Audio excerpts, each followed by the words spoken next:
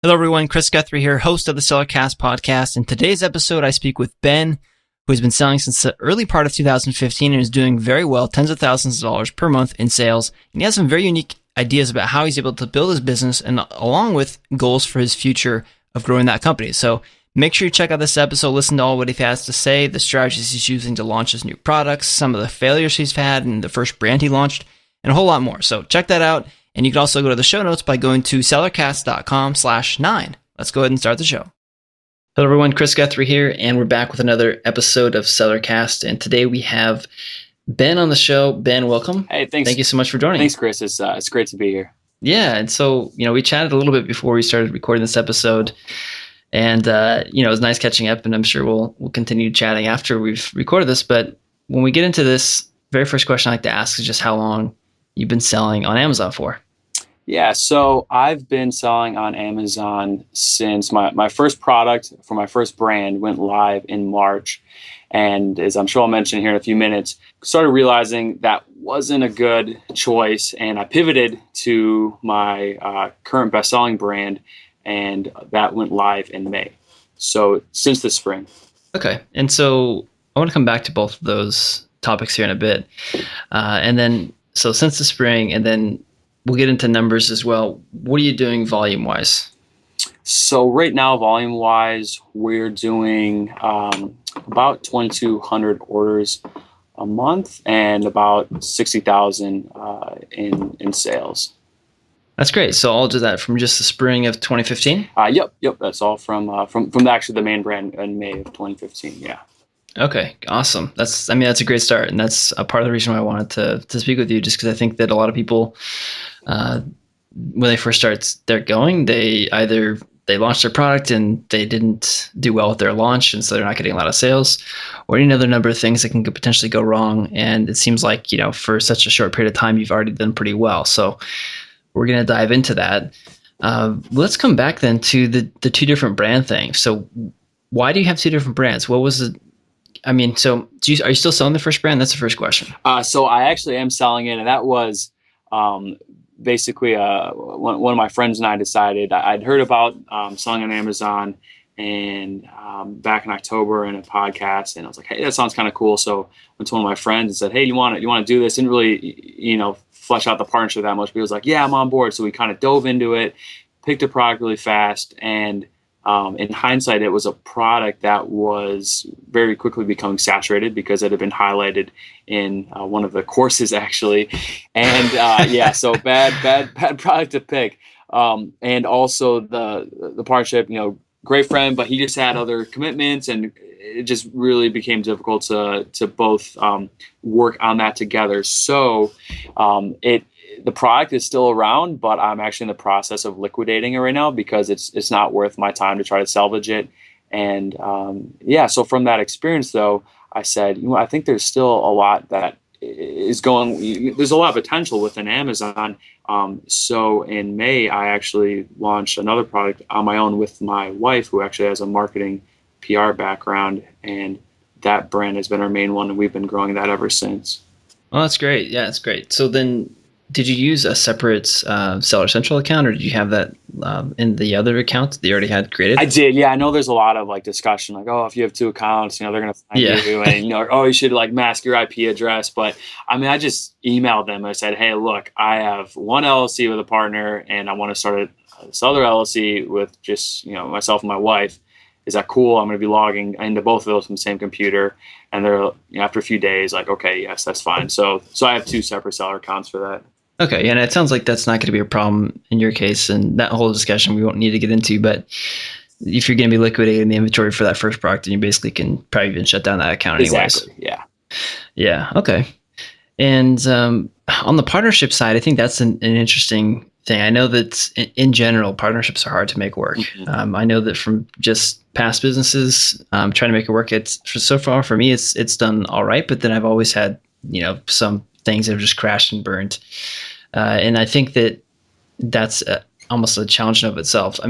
Beyond just you partner with someone and they lost the interest or whatever, would you have any suggestions in terms of how that partnership went for people that are thinking about partnering on an Amazon business going forward? Would you just say, or maybe based on experience, you'd say, don't do Yeah. it? Well, I think a partnership can make sense if it's the right person, but it has to be the environment where it's true synergy, where 1+1 is not equaling 2, it's equaling 3. Because partnership is the most expensive cost you're going to have in your business. You're losing 50% or whatever you agree to, on any profit you make. So you have to make sure that if you're going to do a partnership, it's worth your while. And I would definitely go into it with a lot of caution. If you know someone well, I would almost say that's a warning sign, because you're going to be more drawn to work with someone you know well, and that might not be good. If you're both the same, you don't want to work with somebody similar. So you usually want to have that contrast of, ideas person with someone who's more of an implementer. I know Ryan Moran talks about that a lot on his Freedom Fastlane podcast. And there's a test, I believe, the Colby test, that you can actually take to see if both partners are a good match for each other. And that's something I would recommend. I haven't done it since, and I'm open to partnerships in the future, but I found that it's a lot easier and right now more efficiently just to, run it with myself. And and my wife is definitely my partner. So, and in that regard, I didn't really have a choice, but it's been the best match ever. So, but yeah, so Yeah, that's good. thinking about it, just proceed with caution. Okay, well, that's good though. I think you're the first guest on with the husband-wife team that I guess I didn't ask that question for other people, but husband-wife team on the Amazon business. So that's cool. So then you mentioned she had a marketing and PR background. So what's your background then? Yeah, so my background is computer engineering, computer science. I'm currently a program manager doing that. So, hopefully we'll be moving into this space full time. And actually, my wife is in the process now of leaving her job to start doing this full time, because she's got a real knack for the marketing side of things and the social media, et cetera. Oh, that's great. So then you've already got one of your two partners here on the way to doing it full-time thing. So that's cool. That's another question I was going to have is what your kind of long-term goals. I mean, so she's already going to be making moves to get out and do this full-time. What are your long-term goals for the actual business itself then? Yeah, so long-term goals is one, I would like to hit a 7-figure valuation on it and potentially sell it by the end of 2017. But next year, I would like to hit 100K in sales in early winter, and then ramp all the way up to 250K in sales by the end of the year. Okay, so 100K by around this time next year. Yeah, actually by early winter, because we have some products in the pipeline right now that I think post Christmas can propel us to that 100K mark. Oh, okay, cool. That's great. And so then the other question that I had is, what would you define, your $1 million valuation? On an earlier episode, I spoke with Corey, episode 3, I believe, and he had built and sold a couple different Amazon businesses for about $365,000 in cash. I know you're looking for going a larger valuation. Mm-hmm. What do you think it would need to be to sell for? I mean, so would you want to basically sell for $1 million, or is it $2 million, or what would that be for you? I mean, I think $1 million would be a great starting point, because at that point, with that amount of capital, you can have a lot of other things to invest it in and other businesses that cash flow. Basically, I'm trying to create a sustainable environment to do this full time, and I can even go into that more. That's part of like why I decided to get into this to begin with. Yeah, sure. Go ahead. Yeah, go ahead and dive in that some more. Yeah. So in that vein, I kind of had a really interesting experience when I was in grad school out in Boston. I got to participate in this startup competition at Harvard. So myself and some others formed a team, and we actually were finalists in their President's Challenge. So we got some money, and it was a medical device app, and we were pursuing venture capital money, but it became very complicated very quickly. There's HIPAA compliance, some patent issues, just a lot of things happening. And eventually I actually had to separate ways from them. And that was a great experience. I learned a lot, really fast moving. That was, more like your Silicon Valley-esque startup. But mm-hmm. it was a little discouraging. I was like, man, like, pouring my heart and soul into that for months on end. And it's kind of like either you make it big or nothing happens. And that That's, and I was like, that sucks. Like you could, spend 2 years working 80-hour days and walk away with nothing. And I was like, moreover, like, some of these guys that I'm with are like, super geniuses. And like, this is, I don't know if I can ever be an entrepreneur. It's a lot more than I thought. And I definitely don't want to run a Subway or something. So, okay, you know what, I'll just, work for corporate America, whatever. And after that though, before that too, I always have strong ambitions. Like I wanted to, be a CEO or something. But after that, and I'm a man of faith, but God kind of shifted my perspective in a little bit, and I've since really wanted to have time for relationship, for people, for my wife, if we have kids someday. And I realized, one, even if what it takes to be in a super successful technology startup, you give up a lot of life to accomplish that, and likewise to be on top of an organization, like to lead a corporation. That's a lot of time away from family and friends. So I was really trying to rack my brain, like, okay, how can I use these ambitions I have in something that can actually give me more balance potentially? And that's when I started exploring other entrepreneurial ventures out there, and I stumbled upon this Amazon model, which I know a lot of people drives them to do it. And this whole digital nomad model, really, which is doing things online and the ability to generate lots of passive income through different means, to then have freedom to live wherever you want, to work your own hours. I know there's a lot of risk, but it's definitely a lot less so than that disruptive technology model, right? Like you're not trying to be the next Facebook, and if it works, you're a billionaire. You're trying to make a good living, but do so in a more balanced way. So that's what really initially drew me to this whole business model. That's awesome. I think you have a similar philosophy. I know that for me personally, I've been internet entrepreneur for nearly 6 years now. I think actually over 6 years now since I left my last job. Long enough to where I forget, but I have similar rule framework. I have 3 rules. Any business I start has to have the freedom to work wherever you want to. Rule number 2 is the freedom to work whenever you want to. And then rule number 3 is the ability to scale. And so I know on the Amazon side that works. And so even to a sales backer and other things we build, it meets those rules. And that's a similar philosophy. So that's great. So then, okay, so let's talk a little bit more about your business then. You mentioned with a short period of time, you're already up and doing really well. So I think that we should spend a good chunk of the time talking about how you were successful in getting to that point. So you picked that first product, it didn't go well, in part maybe because of the partnership, maybe in part because, you mentioned before the product got a little bit saturated. What did you do differently for the second product and your second brand rather? Yeah, so for the second product, I decided, okay, so for the first one, and I'm almost ashamed to admit this, but the way we discovered it was using a tool that was given as free to anyone who was an initial sign up for one of the courses out there. And so I like to be a freeloader for information. So the tool is free, and I'm actually all self-taught at this point. I haven't taken any of the courses, but I was basically identified a product that the masses were also identifying. So very stupid. So I said, after that experience, you know what? I should just try to be creative. I can be creative. So I thought about, looking at what was selling, ways to improve upon it. And it's kind of cliche, but I think it needs to be said repeatedly, because I see so many products being launched that are the exact same thing as everything else that's selling. Yeah, Me Too product, right? Yeah. It's like, no, there's such a minuscule chance of succeeding at this point because everyone's rushing in.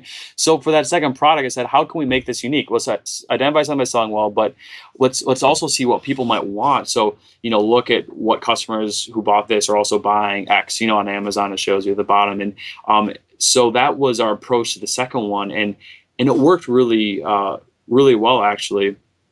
And that's been the model we've followed. And actually, at this point, it's only 3 products we have, but that we're trying to create for our other products as well. Okay, and so yeah, that makes sense. All of that, the idea of not trying to launch a Me Too product, trying to differentiate, looking at what people are saying about the products they are buying, and then trying to differentiate. Did you have some type of initial framework in terms of the numbers you're looking for? Say, for example, you do you think a primary keyword is whatever. And then that primary keyword, you're looking at the number of listings that are selling or not selling, and then trying to make a decision in somewhat in that way, or was it less scientific in that manner? So I'm an analytical guy, I like numbers, but with this, you can almost drive yourself mad if you try to overanalyze things. And I definitely did that in the beginning. But like with anything, the more time you spend doing it, the more, I guess, vision you have. And initially I didn't have that vision. So I kind of had a rule that was, I want to identify something that's selling, around there are multiple sellers doing like 20 to 30 and on up a day. So it has strong volume, and I'm going to sell something that's a little different.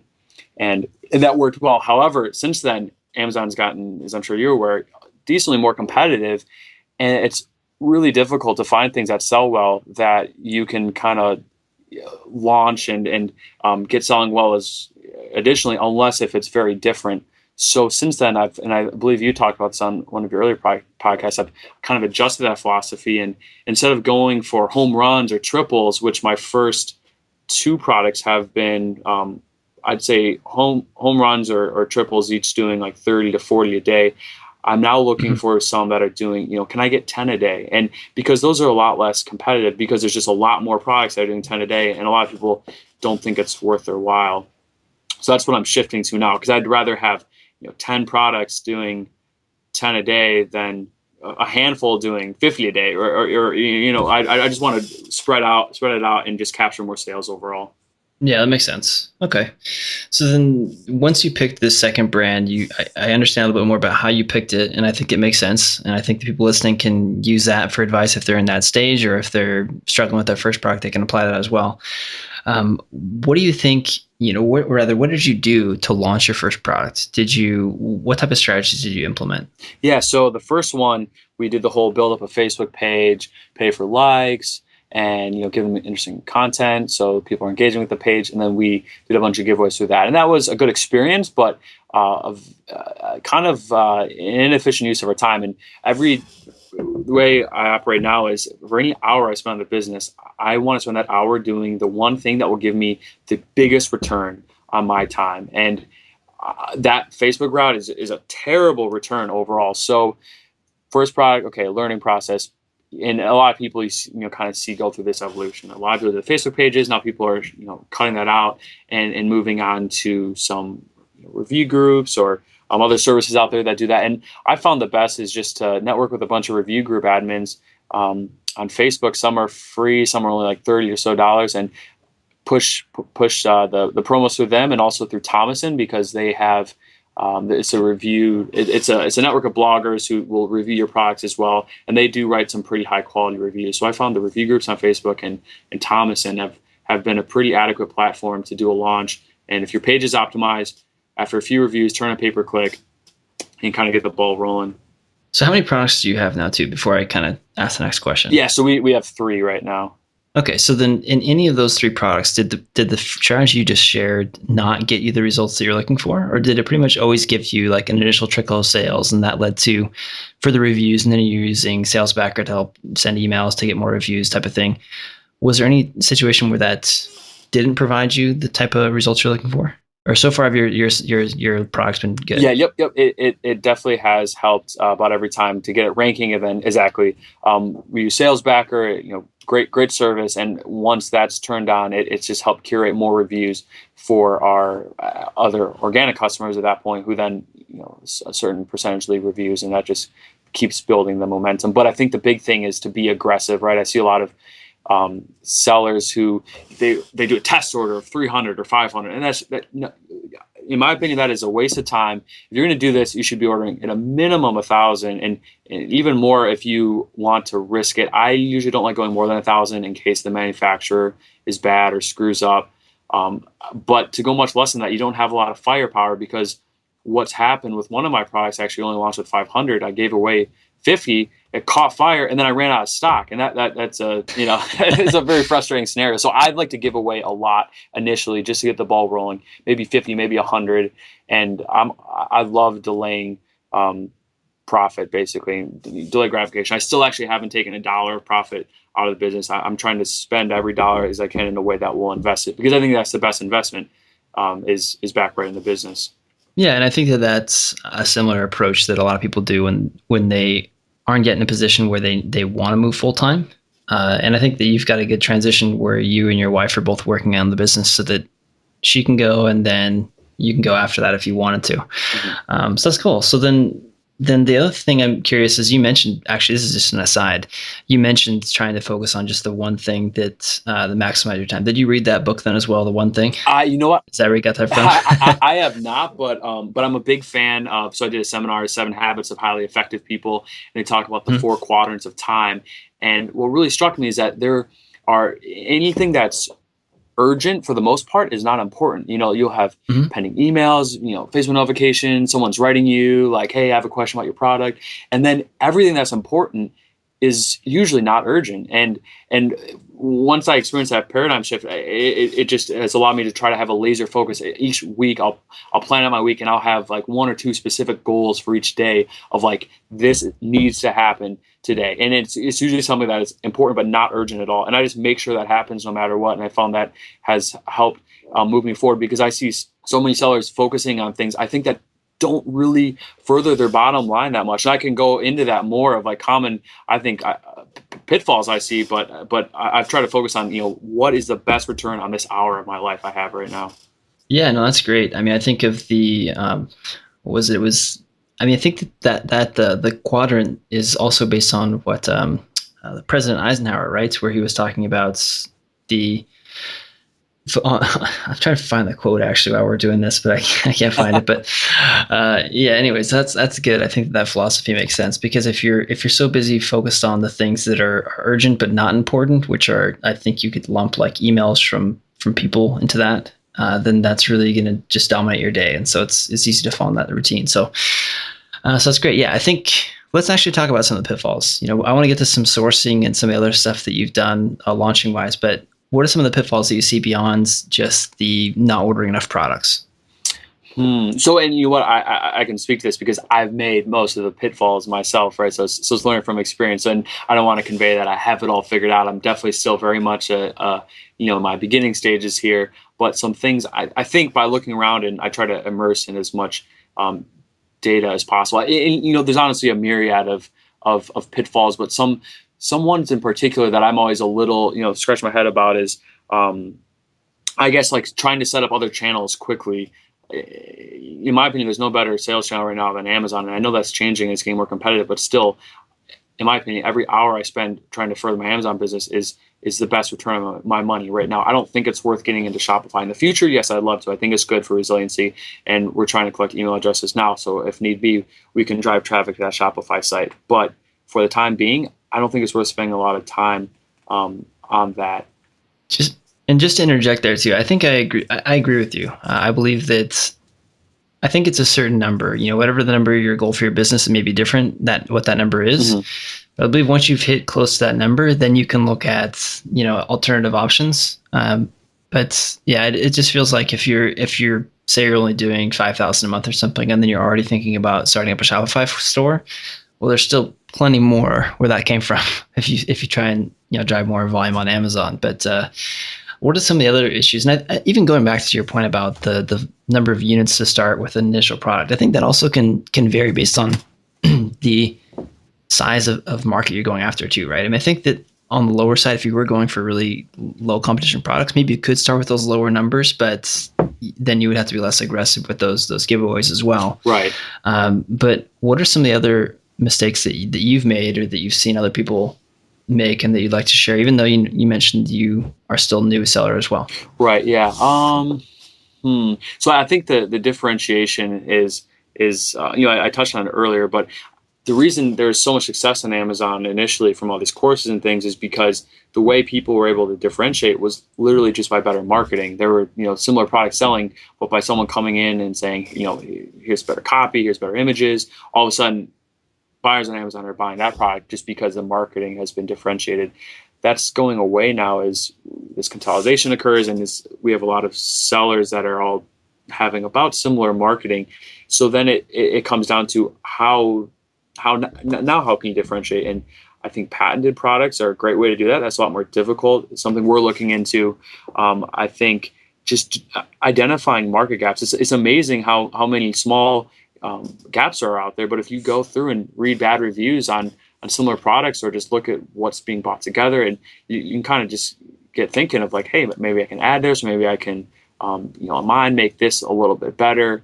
And it's actually not that hard to improve a product, but I see a lot of products being put up that are very similar. And then on the flip side of that, though, is making sure it's something customers want. A failure I had with our first product was we added something to set it apart, but it was something that was used for people to wear, and it ended up being kind of an ugly design, to be honest with you. And I didn't realize it at the time, but no one really wanted it. So you have to make sure that this is something people are going to want. So I think it's kind of, you got to fail forward fast, and you want your first attempt to be high quality, though, right? Like, you don't want to just be putting out crap out there. Like, I'm going to test it and see if it works. Like, you want to make sure it's a decent foot forward, but you don't want to spend 6 months getting your initial prototype ready and then putting it out there, because if it sucks, like, well, you just wasted 6 months of your life. So it's that delicate balance.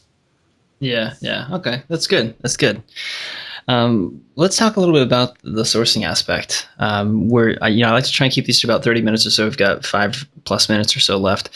What have you done then on the sourcing side, and have there been some successes, some failures on that side? Because anytime I talk to someone that's doing really well, whether it's for a podcast here or we're at conferences or I'm just talking to people that I'm introduced to or whatever, that are able to get up and start doing so well successfully, I'm curious what it is that they've done so that I can then share that with others. So yeah. Is there something on the supplier side? I mean, you're able to get up so quickly?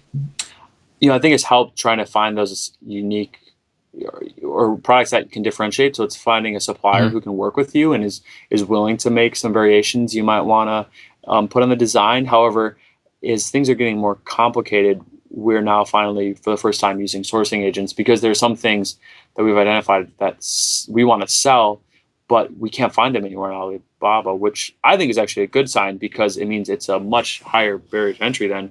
And I think one of the best, what a lot of the top sellers do is I think they're working directly with agents in China and to find those products. So that's something we're looking at doing now. Yes, that brings up a good point. There are a lot of suppliers that are not on Alibaba simply because they don't want to deal with us over here in America or elsewhere, right? Mm-hmm.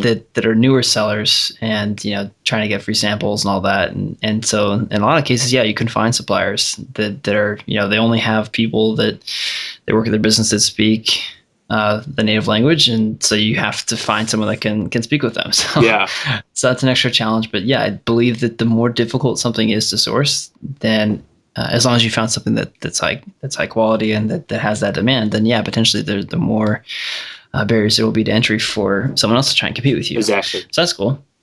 So then, did you find your suppliers through Alibaba then originally, the first, or were you using the same supplier for your 3 products or different suppliers? Different suppliers, and with that, I try to take as aggressive approach as possible, which is contacting as many as look even reasonable to be the supplier, and then try to get a lot of samples, which can frankly be expensive. You're buying 5-10 samples from different manufacturers, but I think that's really important because there are big differences in quality, and then just picking the best one from there. Mm-hmm. Okay. What are some other things? I'm trying to think here. You mentioned before that you're not doing Shopify. Do you even have a website for your brand right now? Or I know you mentioned you had the Facebook like page that you used for, I believe, the first one. Right. So we actually do have one, because I think there are some buyers on Amazon who will do a quick Google search just to see if you're even a real brand. And we really wanted to do the brand registry, so that's a requirement for that.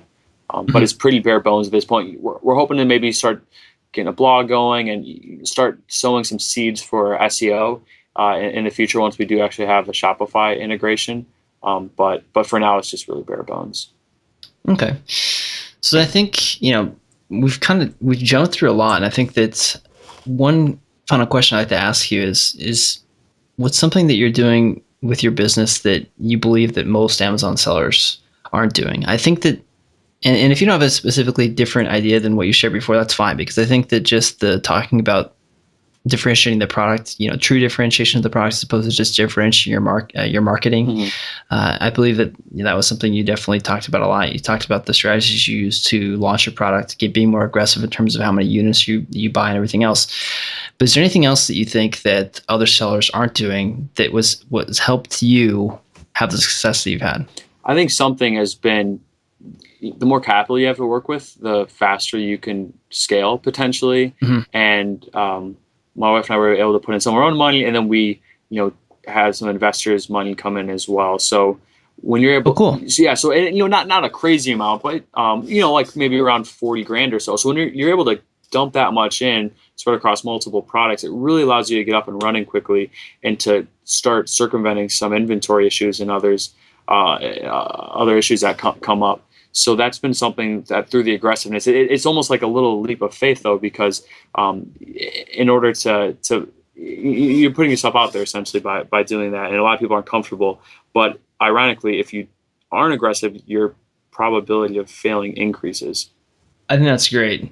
The less aggressive you are in terms of trying to get after and build a business, then the more likely you are to fail. I think that makes sense, right? Because being an entrepreneur, naturally, you're going to be more of a risk taker than someone that isn't, Mm-hmm. which is interesting even in of itself, because when you're building your own business, you're a lot more in control of your own destiny, if you're building it correctly, as opposed to if you're an employee where anything could happen and suddenly you might not have a job anymore. Right. But that's a good point. I did say that was going to be the last question, but you mentioned that you had investors. Makes me want to ask you a few others. What did you do to actually raise the money? Was it just connections through your own personal network, or through family, through friends, through job you've worked at? And then how did you convince these people that, hey, you should invest in this startup business? Did you already have the success of that first product, or a little bit of success from the first product that you could prove, hey, I can sell something on Amazon? Or can you share a little bit of that, and then we'll wrap up? Yeah, exactly. Yeah, so it was just through my personal network. I didn't do anything fancy. I didn't pursue a cabbage loan or anything, although that's something I'm would potentially do in the future. But absolutely, I proved that it would work, and I wanted to prove to myself. I didn't want to lose my friend's money if at all possible. So once I got that first product going, I was just naturally sharing with people, and some friends that were interested basically conveyed, hey, if you ever would need money to launch others or to further your line, I'd be happy to. And at that point, I said, all right, it seems probable that we can at least, if we had to, in a terrible situation, salvage enough to pay him just by liquidating and whatnot. So by kind of having that proof of concept with my first product, I was able to have a few friends come on board with investing money, and I'm not sure if I want to take on any more at this point. I'm hoping now over the holidays to be able to flip a decent amount of profit, and then at that point be pretty self-sustained, because your risk posture does go up the more money you're taking on from people, especially if Amazon does something crazy and blocks out your whole account, right, or closes your best-selling listing, which actually has happened to me for a few days at a time, which is a really scary situation. So it's a very delicate balance. I want to be a fool and go all out, and then if I fail, I lose my house, right? I never want to put myself out there that much, but put myself out there enough that I'm afforded every opportunity to grow as quickly as I can while the consequences are still bearable. Ben, the more you keep answering questions and kind of talking with me about this, the more I keep thinking of things I want to ask you. So two different things. On the investor side, this is the final question on the investing side. Did you give equity to these people, or did you give a loan at a higher interest rate, since it's maybe a bigger risk? Yeah, I said I loan. I didn't want to deal with equity. Honestly, if it would have been equity only, I would have said, all right, I'll just take some of my savings and put into this, some of my retirement savings, because I did not want to have to borrow any equity. So just a higher interest loan, 10 to 20% depending. Okay. And then this is the final question, because again, I think anytime you take investors, it's going to be a different situation. But since you've already done it, I'm curious about the specifics if you're willing to share. So did you do it over what time period did you do it over? So for one of them, or for two of them, it was 1 year. I'll give you your money plus 20% interest back in a year. And another one was actually just for the holidays. Hey, about 3 months, I'm trying to ramp up my inventory because I know we're going to sell a lot, and I'll pay you back in January. So. Okay. And then did you do something really simple, some type of a note, basically, where you signed out what you were doing and what the money was for, and then you signed an agreement type of thing? Exactly. Yep. Because these were friends who are, best friends, like my wedding. One was my brother. I mean, so it's fairly informal because there's that high level of trust. And it certainly makes you want to succeed more likely. Oh my gosh, absolutely. It is the best motivator ever when you have your friends' money riding on it. And it's fun too, right? I'm like, hey, if I succeed, and I think I will, I can make my friends money. And that's kind of a cool feeling that you can help out family and friends.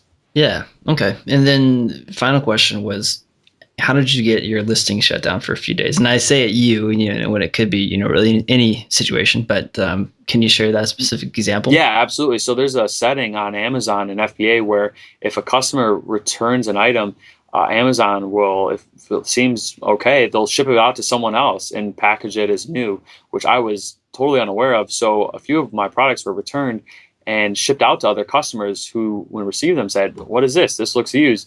And then they filed a complaint with Amazon saying, "Hey, I got a used item that was being advertised as new from the seller." So after several of those came through, Amazon shut me down and said, "You better launch an investigation, see what's going on." And ironically, it was because the setting that they had turned on by default that all this occurred. But of course, you can't turn around to Amazon and say, "Hey, it's because of the setting." They're in a whole. Okay, that's a whole other conversation. But so delicately was able to navigate through that situation, found out about the setting, turned it off, and thankfully haven't had any issues since. But that is definitely one of the downsides of being totally devoted to a channel, and why I think anyone who wants to do this long term should be considering other channels and ways to get off of this. And a big part of that is collecting contact information for your customers. But okay. Yeah, no, that's great. And one other quick note on that then, where, just for people that are listening, because I've heard all sorts of stories from people of what is in these different types of challenges that come up, where specifically is that setting for people that might want to go check and see if it's on or it's turned on in their account? Do you remember where it was at? Yeah. So if you go to your seller account and go to settings, and then I believe it's, go to settings and then fulfillment by Amazon settings. You'll see right there, it says repackaging settings, and it says repackage unsellable customer returns. And you want to make sure that that is disabled. Okay, awesome. Well, thanks, Ben. I really appreciate you coming on to talk about your success from a quick standpoint, also just your launching strategies and some of the other challenges you've experienced. I think it's really helpful. And I really appreciate you coming on to share. Thanks, Chris. It's been an honor to be on the show. All right, and that was the show with Ben. You can check out the show notes by going to sellercast.com/9. And the other thing I want to mention too is that if you aren't yet using SalesBacker to help you get more product reviews for the products you're selling on Amazon, you can go to sellercast.com/now to sign up. It's going to help you get more reviews, and also that can, of course, help drive more sales for you. So check that out, and thank you so much for listening to this episode. If you think you have a story that would be great to share with others, then please do go to salesbacker.com/contact if you want to reach out to me, and we can see if you can come on to the show and share your experiences as well. Thank you again for listening, and have a great rest of your day.